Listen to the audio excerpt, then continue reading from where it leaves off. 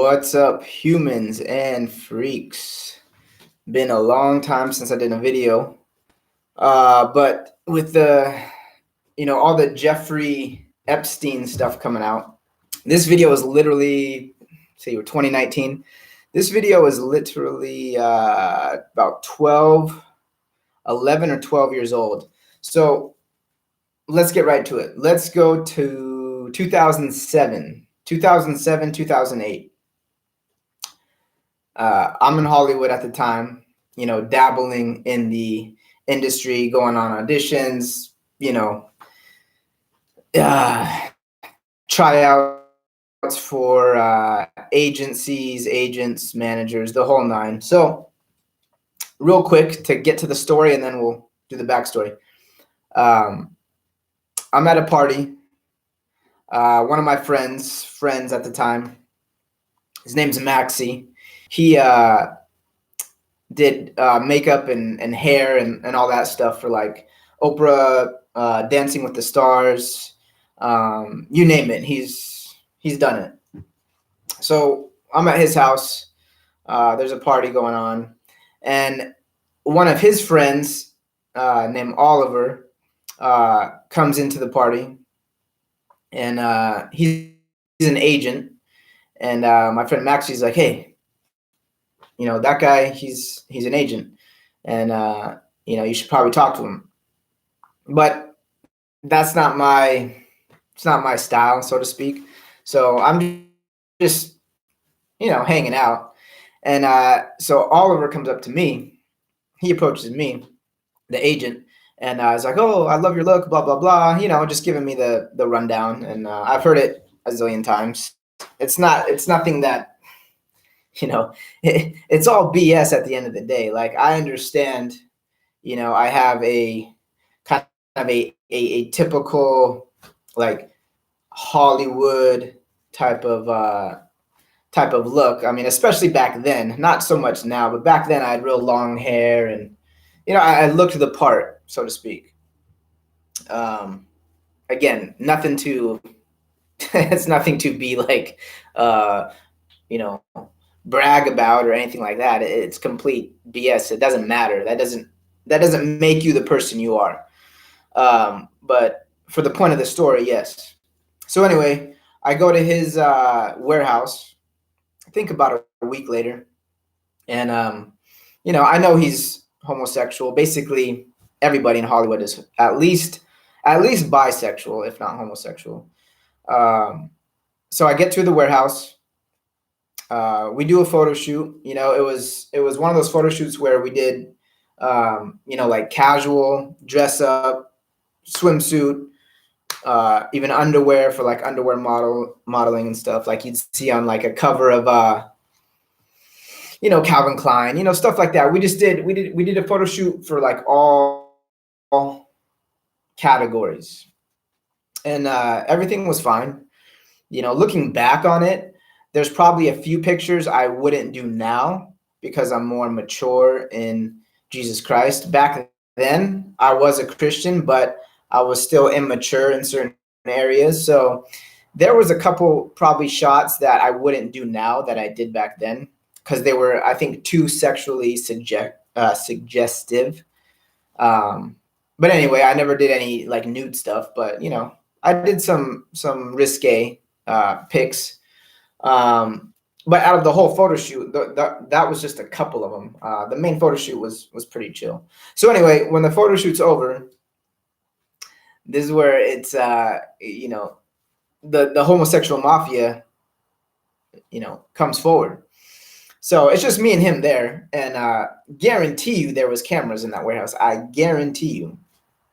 So when it's over, I go to leave. I open the door. I'm like, all right, see you, Oliver. I'll wait for the negatives because this is 2007, 2008 when we still, would get negatives and get the pictures developed and all that stuff. And I was like, all right, man, I'll see you later. I'll wait for your email and call and whatever for the negatives, and then we'll proceed, see if he wants me to be his client, which he did. But when I opened the door, so I go to open the door, and literally his hand comes like this and pushes the door shut. doesn't let me leave. So I'm like, in my mind, I'm like, okay, here we go. Here's the test. So he closes the door. I turn around, like thinking, bro, you gonna let me leave or what? So I turn around. He leans in straight to my mouth to try to kiss me straight on the mouth. And I go back like this, put my hand up, and on his chest to stop him. I'm like, whoa, Oliver.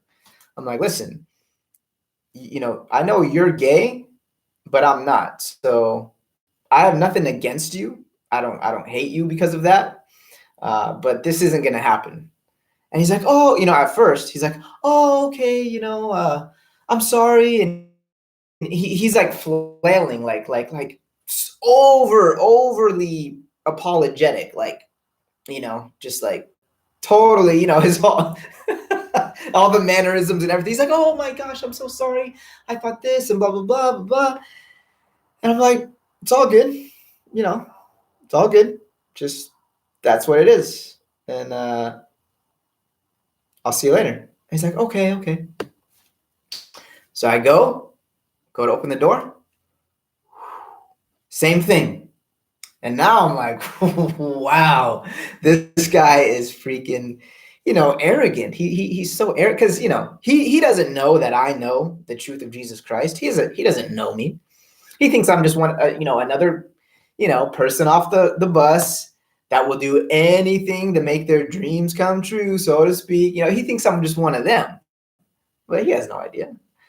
He doesn't know that I know the truth. So he tries it again.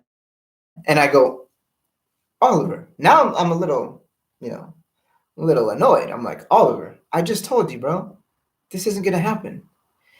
And I kid you not, his demeanor went from the typical boisterous, flamboyant, homosexual, you know how they all have the mannerisms, they all have the talk. That's all just their demonic spirit playing cover. Like, I'm nice, I'm non-threatening, like I would never hurt you, I love you, I'm accepting, I'm tolerant. Like, all that is just a fraud. So when the second time it happened, and I was like, Oliver, I told you this isn't gonna happen. Dude, that all changed to fine. Like his countenance and his voice and everything was like, it went from that typical flamboyant homosexual type thing to fine. Okay. It's like a whole different person. And I was like, all right, I'll see you later. So I, open the door and I leave. And he lets me leave without a fight. I mean, he doesn't want to go there. So, kid you not, true story. And when I left his house, well, it was a warehouse actually. I called up Maxie, my friend who I met Oliver at the party with. I said, Maxie. And he's like, oh, how'd the photo shoot go? I'm like, it went fine. But at the end, he tried this. I explained to Maxie, what's up? And he's like, well, that's just, that's just kind of how Oliver is. I'm like, all right, well, it ain't going to happen because I'm not willing to go there. Now, check this out. So that's the quick story. But check this out. About a week or two earlier, I did a modeling show with he's just a typical bro. Like, he was a typical bro, like, heterosexual male, tall white guy, handsome dude, just a bro, regular bro. Me and him did a modeling show for, we were the males who were escorting the females down the runway. So we'd walk them down the runway and then we'd walk them back, and the show was for, man, it's just so long ago. The show was for like hair and clothes and all sorts of stuff. But me and this dude were just kind of like the arm candy, right? We were the arm candy for the females. And I ran into him shortly after this incident with Oliver, and he goes, "Hey, bro, are you gonna work with Oliver?" And I'm like, "Nah, I'm not gonna work with Oliver." But I didn't mention anything about Oliver's homosexual, advances. Like, just because I wouldn't commit any homosexual acts with Oliver, he ain't gonna work. He ain't gonna represent me. He's not gonna be my agent. But I didn't mention that to this tall bro. And I go, "No, I'm not gonna work with him." And I go, "Are you?" And he goes, "Yeah, I'm gonna work with him." And I was like, all right, cool. But I didn't say anything. But then quickly after he said he was gonna work with him, he goes, "But I didn't do anything with him though." Like, all defensive. And I'm like, okay. And I left it at that. I didn't press him. I didn't say, "Oh yeah, you did." But he let it be known that he did. So the whole point is, guys, I mean, I've been around enough experiences in Hollywood to know. I mean, I was in West Hollywood, which is one of the gay capital cities of the world, West Hollywood, on a regular basis for, let's see, 2005, about 4 years. About 4 years. And I'm telling you, this guy who was the bro, the model, he was a straight guy. Like, I'm 100% convinced. However, he's really not, though. But the point is that, see, he was willing to compromise and sell his soul, as they say, to advance his career in Hollywood. I would not do anything like that because my soul is not for sale. But he did, and that's his choice.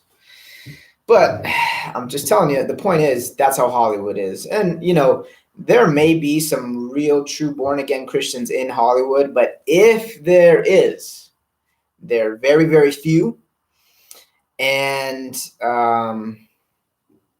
they're in the devil's playground. You know what I mean? So, like, I knew this mentally, like, on a certain mental level going into Hollywood. I knew it on a certain level. But it's a whole different ballgame when you're actually hit with it. Then it's like really real, and it's like, whoa. Yeah. So, and look, don't take my, you may be thinking, watching this, well, who are you? You haven't done anything. Well, yeah, that's why. I said, peace out. Once I knew for sure that's how Hollywood was run, nah, I ain't having that.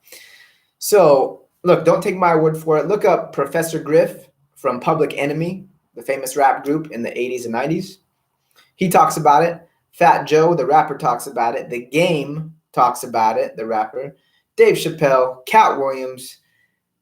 I mean, who's that? Who's that girl? Famous girl? Transformers girl. Forget her name, but she's in Transformers, the pretty one.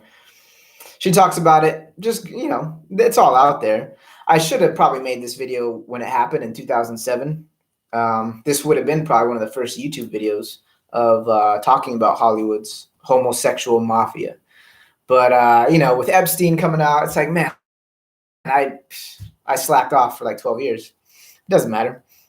I just, I'm not doing this for views. It's just another testimony. Like, this Epstein thing just reminded me, yeah, the world and Hollywood and everything is run by satanic worshiping, child molesting, child sacrificing. See, that's the thing.